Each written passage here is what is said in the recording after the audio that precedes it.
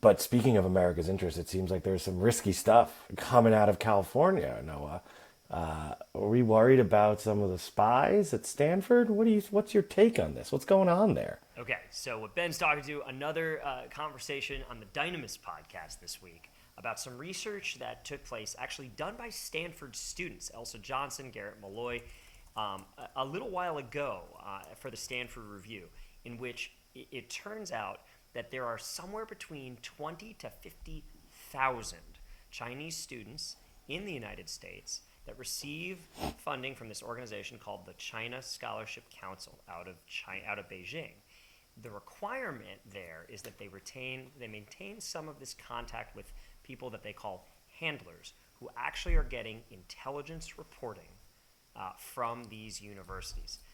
You know, Ben, I don't know if you studied abroad. Some of my friends studied abroad. You had to write papers. You had to go write about, maybe the Italian Renaissance or the quality of the bacalao in Spain. But I'm not so sure about intelligence reporting on the activities of students in our home country. This one is disturbing. It was disturbing when the story broke. It was disturbing again when we see this here. So you've got what China is doing at home in their country.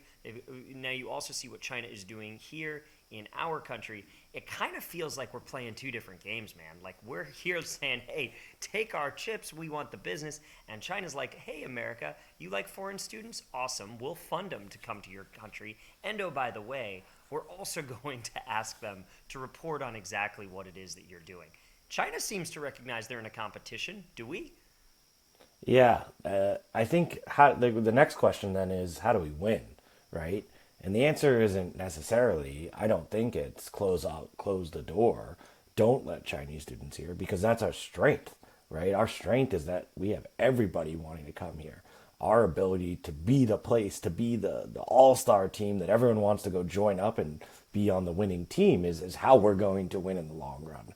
So glad I'm not a policymaker here because you've got to thread a fine line and figure out and figure out how to navigate the tough decisions of who's doing this and who isn't. And I'm sure there's cool drop offs that we'll see in a spy movie in 20 years, but they're probably hard to catch.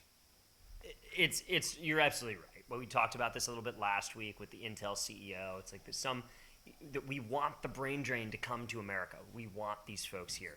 When there's family members and things like that overseas, it's always going to create entanglements. So I don't know, Ben. I don't have the policy solution, but maybe this is the first of the Steam Zone call for startups, people. If you've got good ideas on how we can bring in citizens from the People's Republic of China and protect them here to not have to report back to their handlers in Beijing, or to make it safe for us as Americans and American companies to employ these folks without trade secrets being stolen or intellectual property being duplicated. We want to hear them. Bring them to the Steam Zone.